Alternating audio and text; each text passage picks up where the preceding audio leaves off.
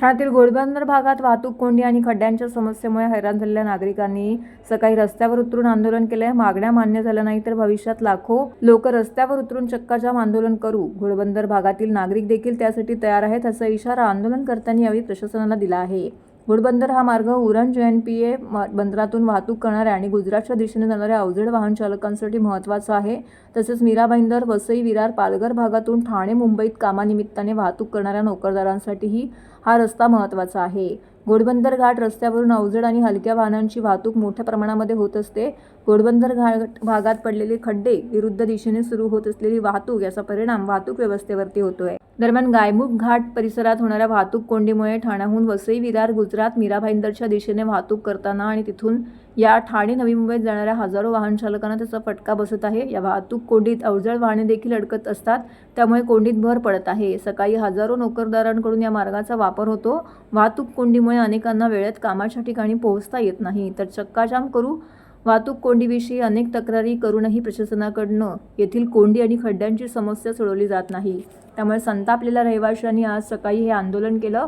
येथील नोकरदार रहिवाशांनी एकत्र येऊन जस्टिस फॉर घोडबंदर रोड ही संस्था सुरू केली आहे। या संस्थेच्या माध्यमातून त्यांनी आंदोलन करण्याचा निर्णय घेतला। घोडबंदर येथील आनंदनगर चौकात वाहतूक पोलिसांची पोलीस चौकी आहे। या चौकीजवळ पदपथावरती एकत्र उभे राहून फलक हातात घेऊन हे आंदोलन करण्यात आले।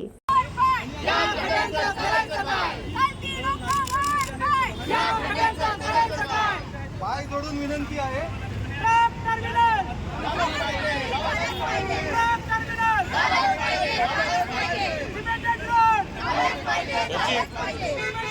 विषय हा आहे की जर गेल्या 10 वर्षामध्ये 12 वर्षांमध्ये पाहिलं गेलं ह्या घोडबंदर रोडचा जो विकास आहे हा फार मोठ्या प्रमाणात झालेला आहे। जर पाहायला गेलं तर शहरीकरण फार मोठ्या प्रमाणात झालेली आहे। मोठी जनतेची संख्या इथं वाढलेली आहे, नागरिकांची संख्या इथं वाढलेली आहे। पण जशी संख्या वाढलेली आहे तशा मूलभूत सुविधा इथे काय भेटत नाही आहे। मूलभूत सुविधांचा फार इथे अभाव आहे। जर पाहायला गेलं तर रस्ते, पाणी, ह्या जर मूलभूत सुविधा पाहिलं तर रस्त्यांमध्ये आज जर पाहायला गेलं दरवर्षी शेकडो लोकांचा इथे मृत्यू होतो। त्याच्या पाठीमागं प्रशासन फार मोठं जबाबदार आहे। दरवर्षी त्या स्थानिक रहिवाशांकडनं, स्थानिक पुढाऱ्यांकडनं दरवेळेस आम्ही आयुक्तालयामध्ये जाऊन बरेचसे आम्ही अर्ज दिलेले आहेत, परंतु त्यावर आतापर्यंत काही कारवाई केलेली नाही।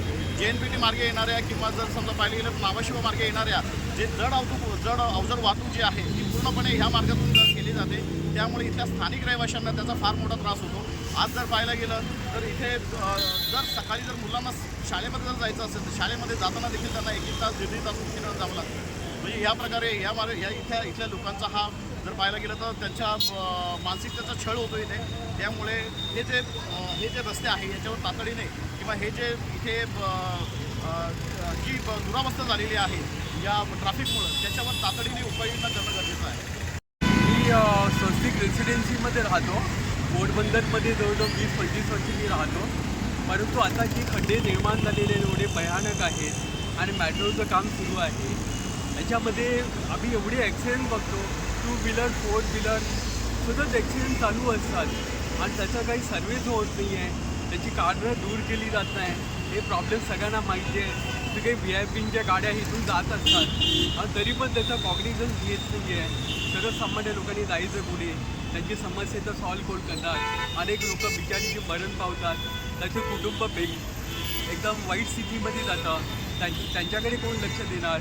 तर ह्यांच्याकडे जास्तीत जास्त अत्यंत काळजीपूर्वक आणि प्रामाणिकपणाने काम केलं पाहिजे। जेवढे राजकीय पक्ष जे लोक आहेत त्यांनी याच्यावर लक्ष दिलं पाहिजे। या देशामधल्या ज्या समस्या दूर करण्याकडे जास्त लक्ष वेधलं पाहिजे, नाहीतर समस्या वाढत राहिले तर लोकांचा स्फोट होतो। असा स्फोट होता कामा नये या देशामध्ये। म्हणून आपण सर्वांनी याची काळजी घ्यावी, प्रत्येक गोष्टीची दखल घ्यावी। ही रस्त्याची समस्या फार मोठी आहे। जवळजवळ 3 लाख व्यक्ती या अपघातामध्ये मरण पावतात। जसं एखाद्या युद्धामध्ये माणसं मरण पावतात तसंच या अपघातामध्ये लोक मरण पावतात आणि त्याच्यामध्ये अनेक हजारो कुटुंब उद्ध्वस्त होतात। तर ही गोष्ट होऊ नये आणि याची दखल घ्यावी अशी मी कळकळीची विनंती करतो।